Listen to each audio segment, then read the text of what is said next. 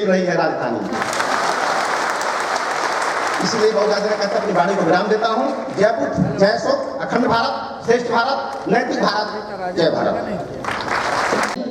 दुनिया को सजाकर जीना जिंदगी क्या है, मोहब्बत की जवां से सुनिए।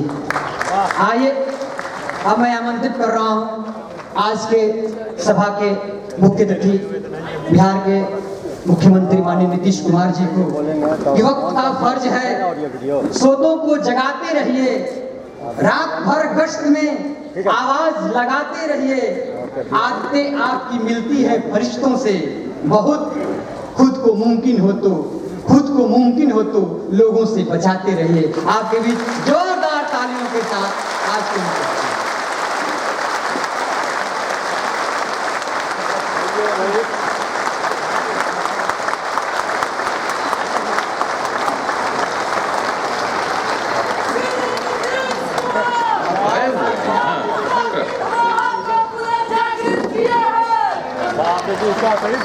इस कार्यक्रम की अध्यक्षता कर रहे सम्राट अशोक क्लब के बिहार के प्रभारी श्री दयानंद मौर्य जी, सम्राट अशोक क्लब के राष्ट्रीय अध्यक्ष श्री दीनानाथ मौर्य जी, राष्ट्रीय प्रवक्ता डॉक्टर सच्चिदानंद मौर्य जी, राष्ट्रीय महाप्रबंधक श्री सत्यनारायण मौर्य जी, राष्ट्रीय महामंत्री श्री शत्रुघ्न साक्य जी, पूर्वांचल के प्रभारी डॉक्टर रविंद्र कुमार मौर्य जी, वरिष्ठ सदस्य प्रोफेसर मनोज कुमार जी, शिक्षाविद डॉक्टर आफाक हाशमी साहब, आज के इस कार्यक्रम को उद्घाटन करता डॉक्टर संतोष कुशवाहा जी, वरिष्ठ सदस्य श्री अभिषेक रंजन जी, डॉक्टर निधि सूरी जी, प्रोफेसर विजय बहादुर मौर्य जी, धर्मगुरु श्री भंते धम्म शरण जी, मंच संचालक कुमार प्रवीण जी, यहाँ उपस्थित विधान परिषद के सदस्य श्री प्रोफेसर रणवीर नंदन जी, सम्राट अशोक क्लब के सभी पदाधिकारीगण, सदस्यगण, विभिन्न राज्यों से आए हुए प्रतिनिधिगण, विशिष्ट अतिथिगण, प्रिंट एवं इलेक्ट्रॉनिक मीडिया से जुड़े पत्रकार बंधुओं, इस कार्यक्रम में उपस्थित बहनों एवं भाइयों, मैं सबसे पहले सम्राट अशोक क्लब को आज के इस कार्यक्रम के लिए बधाई देता हूं और उन्होंने यात्रा भी की और इस कार्यक्रम का आयोजन किया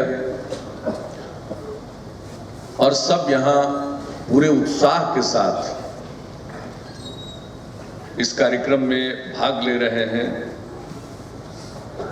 ये इस बात को दर्शाता है कि सम्राट अशोक क्लब का संगठन भिन्न प्रकार का है और जिस तरह से सम्राट अशोक क्लब ने देश के इतिहास से प्रेरणा लेकर सम्राट अशोक के विचारों को जन जन तक पहुंचाने का संकल्प लिया, यह बहुत ही सराहनीय कार्य है। सबको मालूम है और आज सम्राट अशोक की जयंती, सम्राट अशोक क्लब के लोग मुझसे अनुरोध करते रहे कि भाई अशोक जयंती के अवसर पर सार्वजनिक अवकाश होना चाहिए। तो जयंती को लेकर एक इतिहास में तो इसके बारे में कोई आधिकारिक तौर पर कहा नहीं गया है, बहुत लोग हमारे प्राचीन इतिहास के बारे में अध्ययन करते हैं, लिखते हैं, और अपने देश के नहीं बाहर के लोगों ने भी प्राचीन इतिहास पर बहुत कुछ अध्ययन किया है, लिखा है, शोध किया है। तो जब इन लोगों ने कहा कि भाई इसको चैत शुक्ल पक्ष की अष्टमी ही अशोक अष्टमी है और उसको मनाना चाहिए, मुझको लगा कि ये विचार इनका ठीक है। सम्राट अशोक की जयंती हम क्यों नहीं मनाएं? सम्राट अशोक की जयंती तो हमें मनानी चाहिए, और उसके बारे में ये प्राचीन इतिहास है, कोई उस प्रकार से दस्तावेज नहीं उपलब्ध हो, लेकिन सांकेतिक तौर पर जो सम्राट अशोक की बात को आगे बढ़ा रहे हैं और लोगों की एक भावना है कि चैत शुक्ल पक्ष की अष्टमी ही अशोक अष्टमी है, तो इसी को स्वीकार कर लेना चाहिए और मनाना चाहिए। तो जब बिहार सरकार ने अशोक जयंती के अवसर सार्वजनिक अवकाश की घोषणा की, तो देश के जाने माने इतिहासकारों ने इस पर टिप्पणी शुरू की कि भाई हम लोगों को तो पता नहीं अशोक का जन्मदिन क्या था, बिहार सरकार को कहां से पता चल गया। तो हमने इस बात का जवाब पिछले साल 2 फरवरी को, जब आप ही लोगों ने लठिया महोत्सव ने मुझको बुलाया था, हमने कहा कि भाई ठीक है, हम तो इस बात के हिमायती हैं कि भाई सम्राट अशोक की जयंती तो हम मनाएंगे, हमें अपने प्राचीन इतिहास पर गौरव है, तो हम क्यों नहीं मनाएंगे। लेकिन अगर चैत शुक्ल पक्ष अष्टमी को हम मना रहे हैं, इसको आप अगर सही नहीं मानते हो तो आप ही बता दीजिए किस दिन हम जयंती मनाएं। हमने कहा इसमें क्या मतभेद हो सकता है, सम्राट अशोक की जयंती हम मनाएं, इसमें क्या ऐतराज किसी को हो सकता है। तब मैंने देखा उसके बाद से वो थोड़ा सबसाइड किया, थोड़ा धीमा पड़ गया, दब गया।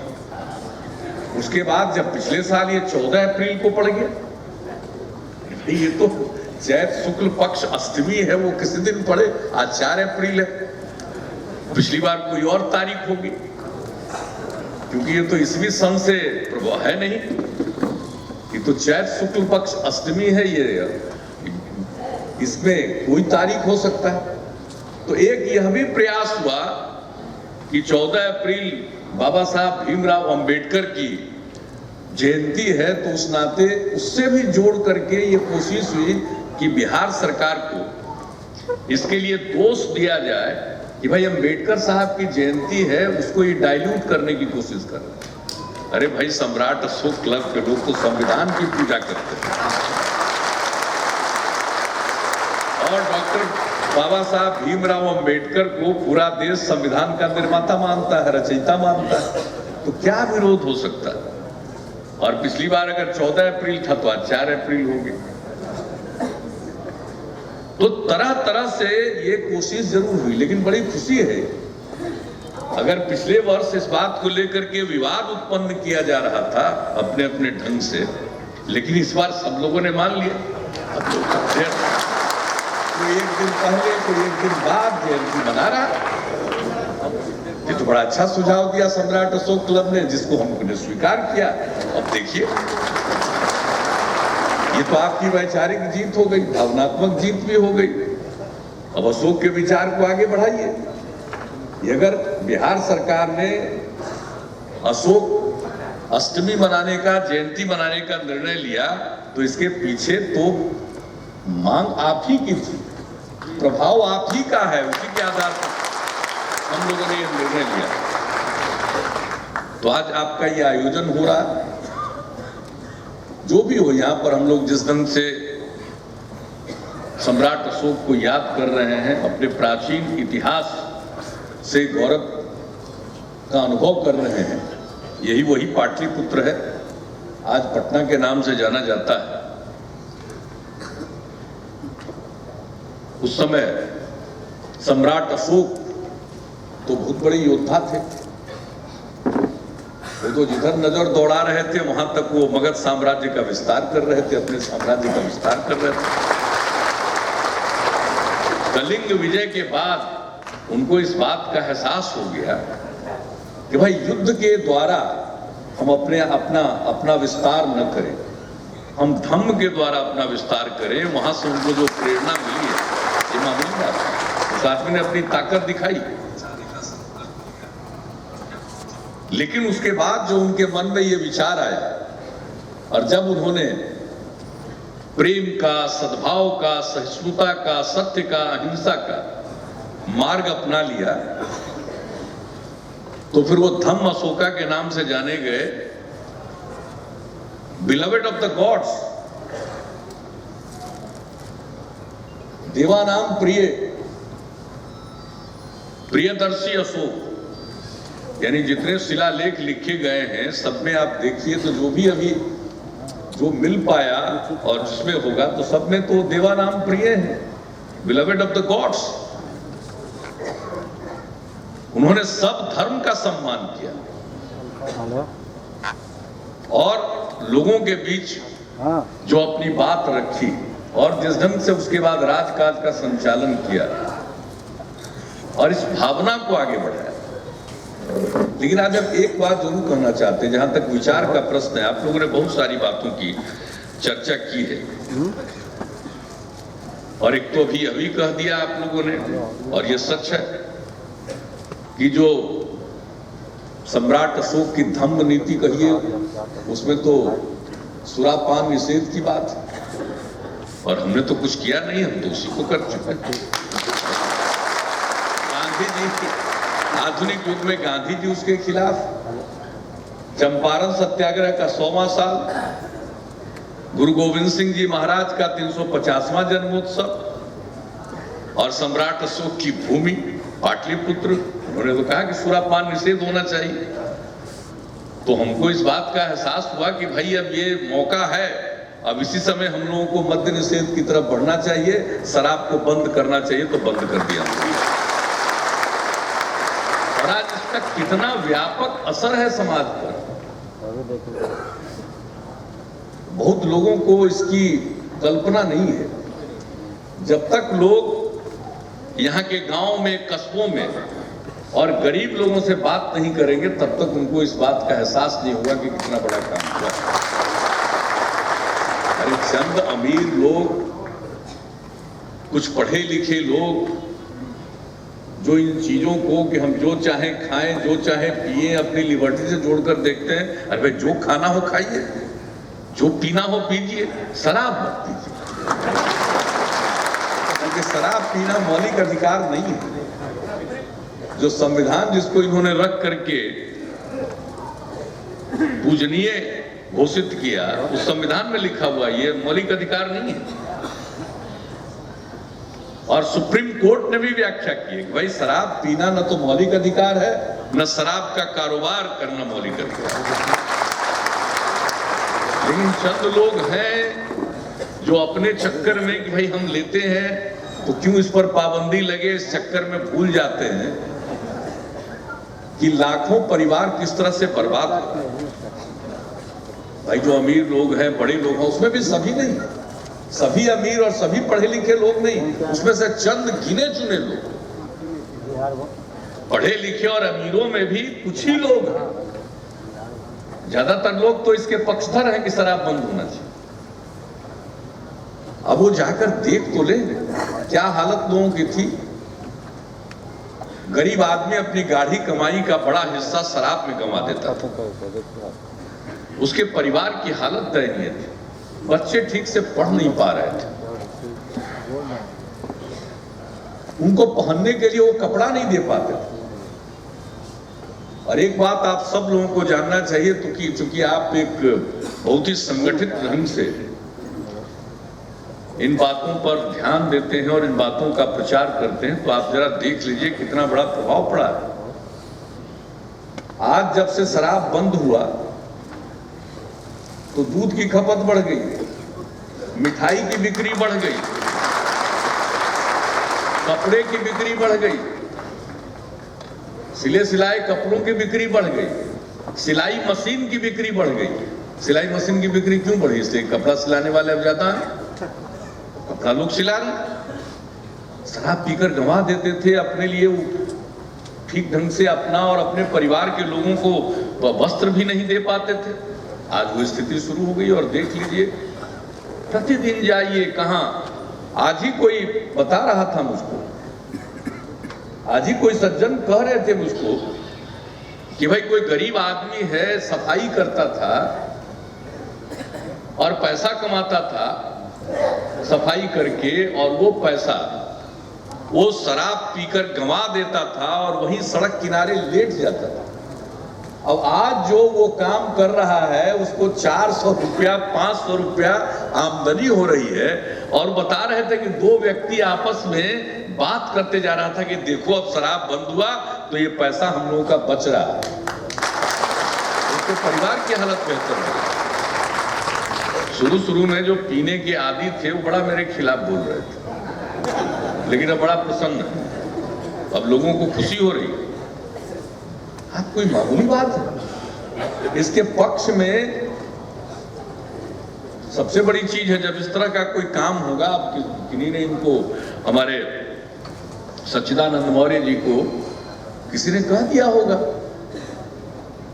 अरे साहब अपवाद स्वरूप कुछ लोग होते हैं, आप चाहे कुछ भी करिए, बहुत सारे लोग ऐसे होंगे कहीं ना कहीं से, इधर से उधर से करके अगर लेना चाहते होंगे तो ले रहे होंगे। हमको आपको सबको मालूम। आप किसी को भी ड्यूटी पर लगाइए तो ड्यूटी पर लगने वाला ज्यादातर आदमी तो ड्यूटी ठीक से निभाएगा, लेकिन उसमें से कुछ आदमी को तो लगेगा कि अरे भाई इधर उधर करने से कुछ आमदनी है तो कर लो। कौन नहीं जानता, ये आज से है क्या? अरे भाई जो तंत्र है चंद्रगुप्त मौर्य के समय में चाणक्य, आप उनकी सारी बात पढ़ लीजिए, पुराने जमाने में भी प्राचीन काल के इतिहास को देखिएगा, तब भी आपको पता चलेगा कि राजकाज में लगे हुए जो लोग होते हैं उसमें कहीं ना कहीं ये बात रहती है। तो कुछ लोग होंगे जो इधर उधर करते होंगे, लेकिन पकड़ाएंगे तो अंदर जाएंगे, नौकरी भी गंवाएंगे, सब कुछ होगा। कारोबारी पकड़ाते हैं, अंदर जाते हैं, सब कुछ होता है, लेकिन लोगों को लगता है कि चलो जब तक नहीं पकड़ा है तब तक कमा लो। अब किसी को समझ में आता है? अभी आप बोल रहे थे जन्म और मृत्यु की बात बोल रहे थे, तो जिसका जन्म होता है उसको तो जाना ही है, लेकिन जीवन में बहुत लोग चक्कर में रहते हैं कि किसी तरह से पैसा बनाओ, और पता नहीं किस लिए पैसा बना रहे। भाई खाने के लिए, पहनने के लिए, रहने के लिए जो जरूरत है, या कुछ मान लीजिए और आनंद से जीना चाहते हैं, मौज करना चाहते हैं, बात समझ में आती है, लेकिन बेइंतहा न जाने कितना पैसा आ रहा है, तब भी और पैसा आए और पैसा आए। बहुत लोग सोचते हैं कि भाई हम अपने आने वाले 7 पुश्त का उद्धार कर देंगे, लेकिन हमने तो देखा है जिसका कोई नहीं है परिवार में, वो भी कुछ ना कुछ धंधा करने में लगे। ऐसे लोगों को हमने देखा, कोई नहीं है।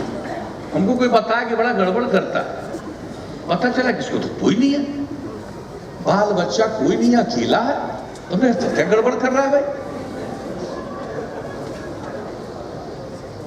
जाइएगा तो मरने के बाद ऊपर में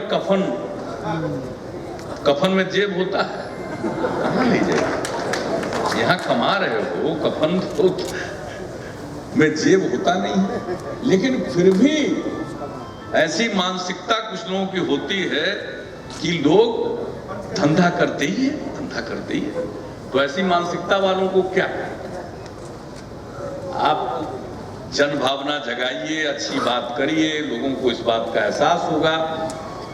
संभव है, हम तो रोज बोलते हैं कि कफन में तो जेब नहीं है, क्या का पैसा बना है, लेकिन तभी पैसा बनाने वाला पकड़ा रहा है, ऐसा थोड़ी है। तो उसी तरह से 2 नंबर का धंधा करता होगा, किसी को मिल जाता होगा, तो ये कोई अच्छी चीज है क्या? शराबबंदी से जो असर पड़ा है, और उसके पहले उसके पक्ष में जनमत किस प्रकार का, हम लोगों ने आह्वान किया 21 जनवरी को कि शराबबंदी से नशा मुक्ति की ओर समाज को ले जाना है, और इसके पक्ष में मानव श्रृंखला बनेगी। आप बताइए साहब, 4 करोड़ लोग मानव श्रृंखला में शामिल हो गए, ये कोई मामूली बात है क्या? हमारे बिहार की आबादी कभी 12 करोड़ भी नहीं, लेकिन 1/3 आबादी सड़क किनारे खड़ी हो गई मानव श्रृंखला में, कोई मामूली बात है? जन भावना का ये प्रकटीकरण, इससे बड़ा प्रकटीकरण और क्या हो सकता है? तो हम लोग तो जो समाज को बेहतर बनाने की दिशा में काम करते रहते हैं।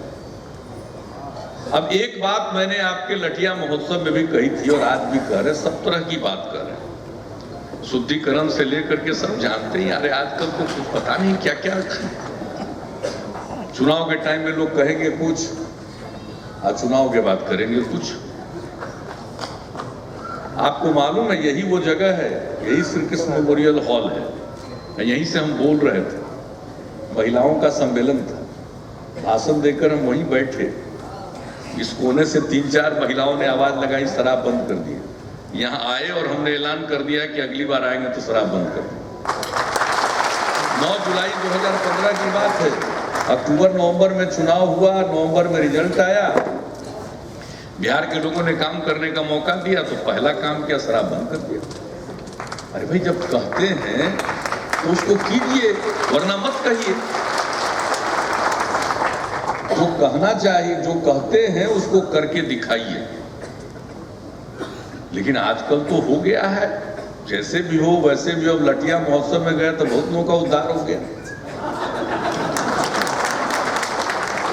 लठिया महोत्सव गए, यही लोग बुलाए और वहां गए, वहां से बहुत लोगों का उद्धार होना शुरू हुआ।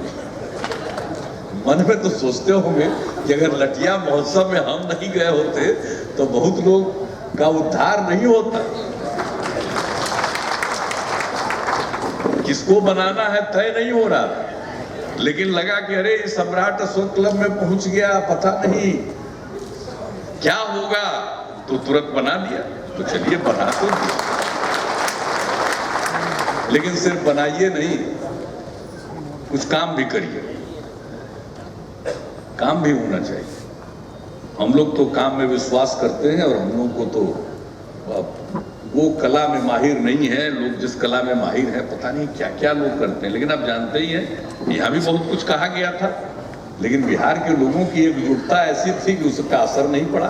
कहीं असर पड़ जाता है, कहीं असर नहीं पड़ता, ये तो अलग अलग बात है। लेकिन एक चीज जो हम महसूस करते हैं, जिसका हम जिक्र करना चाहते हैं, वहां भी हमने कहा था कि भाई विचार और संगठन, विचार खूब अच्छा है, लेकिन उसको फैलाने का अगर संगठन नहीं तो फिर कठिनाई आती है। तो सबसे बड़ी बात है कि सम्राट अशोक क्लब का विचार तो बहुत अच्छा है, अपने संगठन को इतना मजबूत करिए। और आप देख रहे हैं आजकल देश में जिनका विचार ठीक नहीं है, संगठन बड़ा मजबूत है, जबरदस्त संगठन है साहब, लेकिन विचार कैसा है पता नहीं, समाज को कहां ले जाएगा, कहां क्या करेगा। लेकिन आपका विचार तो बहुत अच्छा है और संगठन बनाने का तरीका भी आपका ठीक है। मेरी पूरी शुभकामना, मेरा पूरा सहयोग है, इसी तरह से आगे चलिए। और ये सामाजिक क्षेत्र में होता ही है, बहुत लोग पद के आकांक्षी होते हैं, काम करना पड़ता है, करिए। और मुझे बड़ी खुशी है कि युवा लोग बहुत आपके साथ जुड़े हैं और सब लोग बहुत अच्छे ढंग से बोल रहे थे। अभी डॉक्टर निधि सूरी है, डॉक्टर हैं, इनको बोलने का पूरा मौका नहीं मिला, मैं तो सुन रहा था, इनको पूरा सुनने का मौका मिलना चाहिए। सब अभिषेक से लेकर सब लोगों को सुना, सारे लोग खूब अच्छा बोल रहे हैं। जब इतना अच्छा बोल रहे हैं तो हमको लग रहा है कि भविष्य ठीक है आपका, बहुत उज्जवल है। वैचारिक स्पष्टता तो होनी चाहिए और जुबान की बात नहीं होनी चाहिए। अगर सचमुच उसको आप मानते, उस पर विश्वास करते तो जरूर सफलता मिलेगी। और मेरी पूरी शुभकामना है कि आप लोगों को आगे बढ़ने में बहुत सफलता मिलेगी। और ये पाटलिपुत्र तो ऐतिहासिक नगरी है, वो ठीक कह रहे हैं जो आप बोल रहे थे अभी सच्चिदानंद जी, यही बात हम लोगों को कहते रहते हैं कि साहब जो पाटलिपुत्र है अब वो तो मॉन्ड बन गया टूट टाट करके, या तोड़ दिया गया, जो भी समझ लीजिए। बहुत विहार को ध्वस्त किया गया, इसमें तो कोई शक नहीं है। और अब वो उसके ऊपर लोग बस गए। लेकिन अगर जिस दिन, जो आज पुराना पाटलिपुत्र का इलाका है, अगर उसकी खुदाई कभी हो जाएगी, तो जो आप बोल रहे हैं, मैं सबको बोलता हूं कि दुनिया भर के लोग यहीं आएंगे, दुनिया भर के लोग। मामूली बात नहीं, मैंने वहां भी बता दिया था लठिया महोत्सव, हमने एक काम किया है कि मेट्रो रेलवे बनेगा तो इस इलाके में कम से कम अंडरग्राउंड नहीं वो बनेगा। मेट्रो रेलवे नीचे नहीं जाएगा, खुदाई करके नहीं होगा, उसको हम सुरक्षित रख रहे हैं। और हमने बाजाप्ता फाइल पर लिख दिया है कि ऐतिहासिक धरोहर है, इसके साथ हम छेड़छाड़ नहीं करेंगे। संभव है, विज्ञान का जिस तरह से टेक्नोलॉजी का विकास हो रहा है, बिना खुदाई किए हुए भी अंदर क्या है पता चल जाएगी। तो इसके साथ कोई छेड़छाड़ नहीं करना चाहिए, उसको इतना भर तो बचा करके जरूर रखें। लेकिन ऊपर से तो भाई रोज स्ट्रक्चर बनता रहता है। लेकिन है ये पाटलिपुत्र पुरानी जगह, और क्या नहीं हुआ है भाई। आज तो उतना बड़ा तो सम्मेलन भी नहीं होता। सम्राट अशोक के टाइम में, हाँ नहीं, तृतीय संगीति जो हुई, बौद्ध संगीति, वो तो अलग बात है, पाटलिपुत्र में हुई ही। और सब चीजों का डॉक्यूमेंटेशन हुआ, अभी धम्म पिटक की रचना हुई, ये सारी बातें हुई है यहाँ। और हम लोगों ने तो उसी स्मृति में, यहाँ पर भी उसके बाद कभी हुआ नहीं था, तो हम लोगों ने 2013 में यहाँ अंतर्राष्ट्रीय बुद्धिस्ट सम्मेलन करवाया। परम पावन दलाई लामा जी भी आए और दुनिया के अनेक मुल्कों के लोग आए, और सब लोगों ने कहना शुरू किया कि भाई पाटलिपुत्र में हुआ था अशोक के समय में, और अब हो रहा है। और अब तो बुद्ध स्मृति पार्क भी है, जाकर उसको भी देख लीजिए। और बोधि वृक्ष तो, जो बोध गया का बोधि वृक्ष है, तो उसको तो 2 बार नष्ट करने की भी कोशिश हुई, सबको मालूम है। और एक बार उसका कुछ हुआ तो फिर अनुराधापुरम, जो सम्राट अशोक ने भेजा था यहाँ से, और वहाँ से भी उस वृक्ष को लाकर, उसका पौधा लाकर फिर लगाया गया। और अभी जो पटना में बुद्ध स्मृति पार्क बना है, भगवान बुद्ध के 2550वें महापरिनिर्वाण की स्मृति में, वहाँ पर बोध गया का बोधि वृक्ष, अनुराधापुरम से भी सीधे मंगाकर बोधि वृक्ष, और अभी इस बार श्रावस्ती से भी मंगाकर हमने आनंद बोधि भी लगा दिया। जब मुझे इस बात की जानकारी मिली कि वर्षों भगवान बुद्ध का वर्षावास श्रावस्ती में हुआ था, और वहां भी एक बोधि वृक्ष है जो आनंद बोधि के नाम से जाना जाता है, तो उसका भी एक पौधा मंगाकर हमने यहाँ लगवा दिया। 3 बोधि वृक्ष यही है। और अब तो इन बातों के बारे में अब धीरे धीरे बहुत लोगों को अपने इतिहास के बारे में रुचि है, जानकारी है, और आप लोग इस दिशा में प्रयास कर रहे हैं, सराहनीय है। लेकिन मेरा एक ही सुझाव आप सब लोगों को है कि इन सब चीजों के साथ साथ अब जो सहिष्णुता का, प्रेम का, सद्भाव का, अहिंसा का, सत्य का जो संदेश है सम्राट अशोक का, और भगवान बुद्ध में उनका विश्वास हुआ, और उन बातों को उन्होंने जो दुनिया भर में फैलाया, और इतना बड़ा विकास विस्तार हुआ, तो उसको ध्यान में रखते हुए आज के संदर्भ में समाज में इन बातों को भी, आप अपनी बात भी जो पुरातत्व के दृष्टिकोण से, इतिहास के दृष्टिकोण से जिन बातों को रखते हैं, नई पीढ़ी को उसकी जानकारी होनी चाहिए, उसकी शिक्षा होनी चाहिए। उसके साथ साथ अब आप थोड़ा इन चीजों पर अब ध्यान देना शुरू कीजिए, तो मैं समझता हूं कि आपको न सिर्फ सफलता मिलेगी, बल्कि आपका जो काम है उससे समाज पर बहुत व्यापक असर पड़ेगा। और जिसका मैंने जिक्र किया विचार और संगठन वाली बात, तो समझ रहे हैं कितना खतरनाक बात है। अभी आप शुद्धिकरण की बात कर रहे थे, आप सोच लीजिए, तो लोगों के वो सही परिप्रेक्ष्य में सब चीजों को बताना, और होता ही है। आप जो कोशिश करेंगे और आपकी बात को तुरंत लोग मान लेंगे, ऐसा संभव नहीं है। कोई भी अच्छा काम करिएगा तो पहले आपका मजाक उड़ाएंगे, बाद में विरोध करेंगे, लेकिन बाद में सब साथ हो जाएंगे। इसको पूरा यकीन रखिए, स्वामी विवेकानंद जी ने भी इस बात को कहा, और हम तो उसी को ध्यान में रखते हुए अपना काम पूरी मुस्तैदी से करते चले जाते हैं। नारी सशक्तिकरण की दिशा में हो, हर क्षेत्र में जो काम है, जो अवसर मिला है, हम लोग उस काम को करते रहते हैं और करते रहेंगे। और सम्राट अशोक के प्रति जो एक भावना है सब लोगों के मन में, उसका ही आदर करते हुए अगर अशोक जयंती मनाई जाती है आज के दिन, अशोक अष्टमी, चैत्र शुक्ल पक्ष अष्टमी के दिन, और आप जान लीजिए यहाँ आप श्री कृष्ण स्मारक भवन में आज कर रहे हैं, और पिछले साल भी यही किए थे। अब अगली बार यहाँ से बहुत दूर नहीं है, बगल में सम्राट अशोक कन्वेंशन केंद्र का नाम हम लोगों ने दिया है। वहां विज्ञान भवन की तरह ज्ञान भवन है, उसके बगल में बृहद सभागार है, 5000 की क्षमता का सभागार बन रहा है, बनकर तैयार हो जाएगा। अगली बार जब आप अशोक जयंती मनाइएगा तो ही मनाइए। 5000 की क्षमता उसमें है। अब यहाँ देख रहे हैं कि आपका जरा क्राउडेड, हाँ, ओवरफ्लो करता है, और इतनी देर से आप करते हैं। भाई खासियत है आप लोगों की, सुबह से कार्यक्रम शुरू करके देर रात तक, शाम तक चलाते हैं आप। ये लोगों का आपके प्रति लगाव को प्रदर्शित करता है। और दूसरी बात है कि आप अगर पूरे समाज को आप साथ लेकर चलते हैं तो ये अच्छी बात है, ये अप्रोच आपका ठीक है।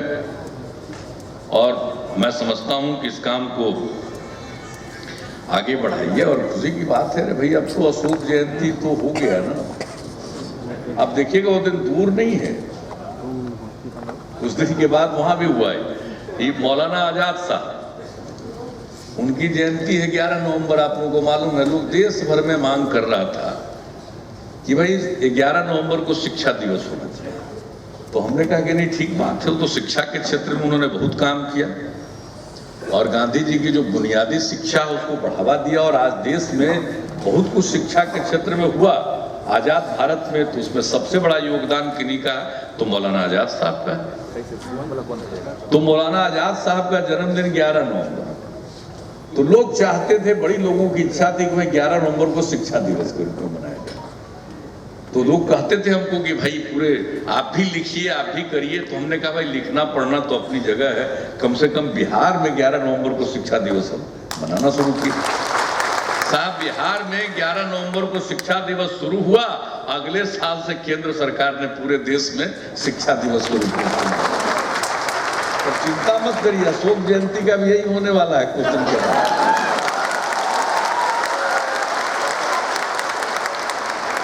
अपने काम को जारी रखिए। लोग अन्य कारणों से इस चीज को स्वीकार करते हैं, लेकिन ये कोई मामूली बात है, ये कोई मामूली बात नहीं है। आपने इस बात को तो कहा कि इस देश में आकर सम्राट अशोक की महत्ता है या नहीं है। अगर उनके चक्र को अपना लिया हमने राष्ट्रीय ध्वज में, और अशोक स्तंभ को बना लिया राष्ट्रीय प्रतीक के रूप में, तो फिर अशोक जयंती नहीं मनाई जा सकती है देश में, मनाई जानी चाहिए। और मैं इस मन से पुनः कहता हूं कि अगर चैत्र शुक्ल पक्ष अष्टमी के दिन आप संतुष्ट नहीं है, तो जो डेट आप तय करके बताइए उसे मनाया जाए, लोग कहते हैं, लेकिन मनाना तो चाहिए। अशोक का पूरा जीवन कहां से कहां गया है, यानी शक्ति के बल पर, युद्ध के बदौलत विस्तार, और उनको इस बात का एहसास हुआ कि यह रास्ता ठीक नहीं है, तो धम्म की ओर आगे बढ़ गए, और कितना विस्तार हुआ, और किस तरह से अपनी बातों का भगवान बुद्ध की बातों को दुनिया के कितने मुल्कों में पहुंचाया। ये बहुत बड़ी बात है। अगर बहुत मजबूत शासक के रूप में ही रह जाते, दुनिया में चारों तरफ कब्जा करते ही रह जाते, तो आज लोग सम्राट अशोक को इतने दिनों तक नहीं याद करते। और आज तो याद कर रहे हैं तो धम्म अशोका को याद कर रहे हैं। अगर अशोक को याद करते हैं तो धम्म अशोका को याद करते हैं। कलिंग विजय करने वाले अशोक से उतना लोगों को नहीं है, लेकिन कलिंग विजय के बाद जो उनको एहसास हुआ, लोग उसी का सम्मान करते हैं और उसी को मानते हैं। तो जो असहिष्णुता का दौर चला, इस दौर से देश को और समाज को छुटकारा दिलाना होगा। तो अपनी बात को और मजबूती के साथ, इतिहास और पुरातत्व के साथ साथ इन विचारों को भी आप आगे बढ़ाइए। हम लोगों का पूरा सहयोग रहेगा। और आज के अवसर पर आप लोगों ने इस कार्यक्रम का आयोजन किया। हमने तो कहा ही था कि एक बार जयंती हो जाए तब अगली बार से आपके कार्यक्रम में हम जरूर आएंगे। तो एक बार हो गया, अब अगली बार हाजिर हो गए। और मुझे खुशी है कि पिछली बार अगर आपके कार्यक्रम में हम नहीं आ सके तो आपको कोई तकलीफ नहीं हुई। आज हम जान रहे कुर्सी खाली रखे, हमको पता रहता तो हम भाग के आ जाते। हमको किसी ने बताया नहीं। ये आपकी भावना इस दूरी तक थी। मैंने समझा कि आप कर रहे होंगे कार्यक्रम, लेकिन अब आगे से जब कभी कहिएगा, हम तो उसी रास्ते पर चलते हैं। और मुझे पूरा भरोसा है कि आपके प्रयास से समाज में जरूर बदलाव आएगा। और मैं आपको बता रहा हूं, चंपारण सत्याग्रह का 100 साल पूरा हो रहा है।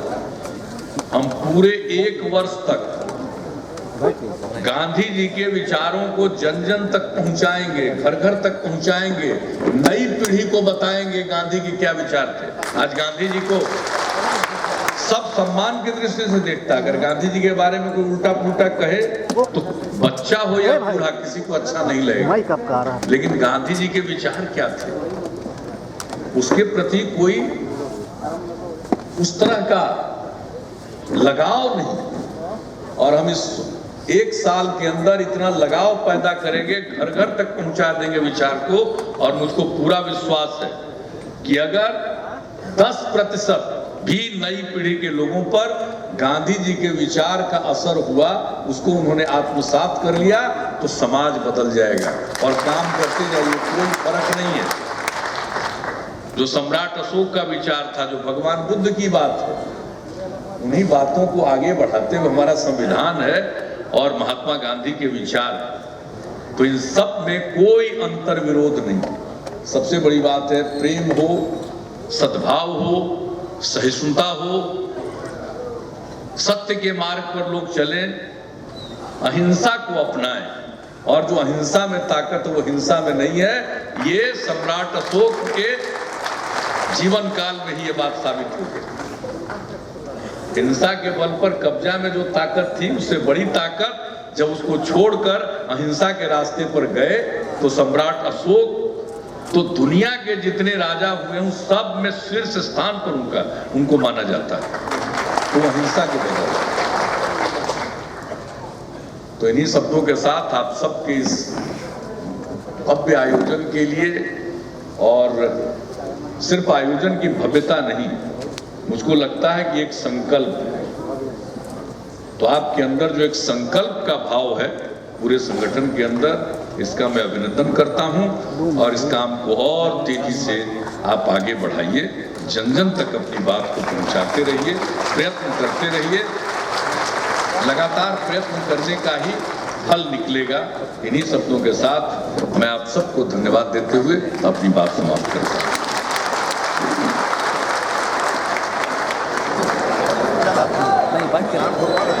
अभी बैठे 5 मिनट बैठे, कोई हलचल नहीं।